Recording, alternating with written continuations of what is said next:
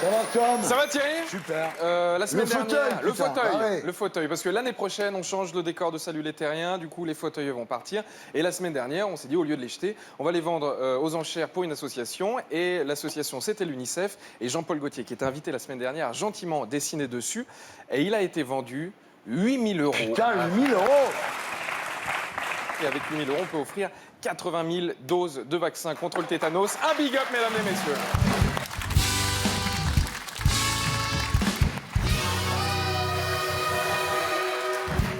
Bon, ce soir, c'est un plateau très hétéroclite. Là, il y a un mec avec une carte de séjour, on a l'extrême droite, on a l'extrême gauche, un ancien tolard. Voilà, ce soir, c'est un peu toute la France qui est représentée et tout le monde est dans le même espace, sourit et ça pose aucun problème. Donc ça, c'est formidable. Non, mais c'est vrai. Le premier, Thierry, il est noir, il cartonne avec ses vidéos sur Internet. Non, c'est pas Mamoudou Gassama, c'est Observateur. Merci. Alors, pour ceux qui viennent d'arriver et qui ne connaissent pas Observateur, c'est un humoriste qui cartonne entre autres sur Snapchat et Instagram. Pour ceux qui ne connaissent pas Snapchat et Instagram, c'est un truc qui occupe vos enfants toute la journée et qui vous écoutent pas, mais que vous avez la paix. Voilà, c'est ça qui est...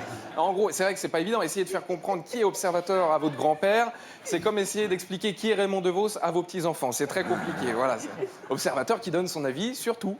Et surtout quand on lui demande pas, un peu comme Mélenchon. Et non, et ce qui est très drôle, c'est qu'Observateur, avant d'être youtubeur professionnel, t'étais informaticien en Côte d'Ivoire. Oui. C'est ça? J'accuse personne. J'ai reçu un mail il y a 5 ans, Oui. me disant que j'ai hérité d'une famille africaine que je ne connaissais pas. Non. Je devais donner 10 000 € pour en recevoir 1 million. C'est pas toi. Parce que tu me dois 1 million d'euros, sinon. Hein.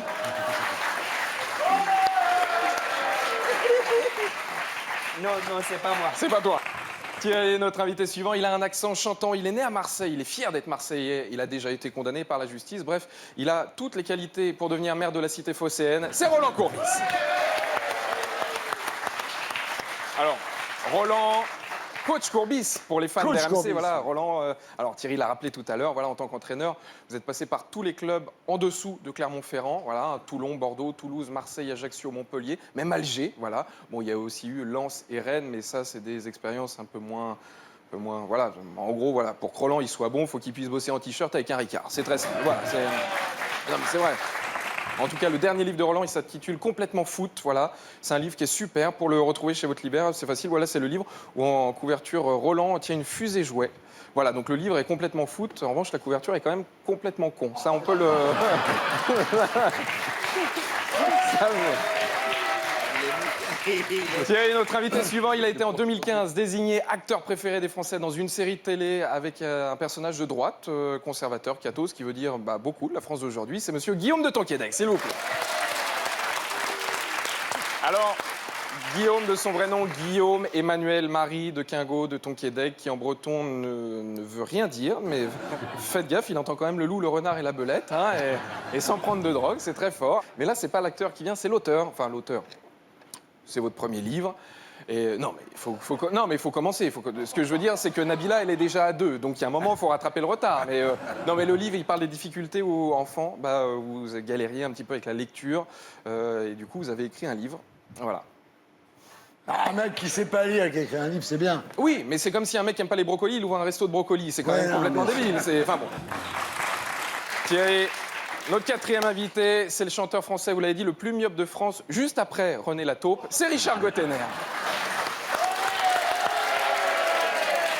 Richard qui, il y a quelques années, cherchait le Yuki. Voilà, Nino Ferrer cherchait Mirza, France Gall, Babacar, Vauquier, des électeurs. Donc voilà. Non, mais c'est vrai, c'est pas... Mais non, et là, le nouvel album de Richard, il s'appelle Saperlipopette. Voilà, c'est normal, on est sous l'ère Macron. Voilà, poudre de perlimpinpin, du coup, hop, Saperlipopette. C'est sûr que sous Sarkozy, c'était plus cash, hein, mais quoique l'album est pas mal non plus. J'ai quelques paroles. Bouffe mes couilles comme des œufs de Pâques. Ah non, pardon, ça c'est Caris, pardon. Non, Gottener, c'est posons-nous sur le drap de bain. Je te fais l'arrière, tu me fais l'avant.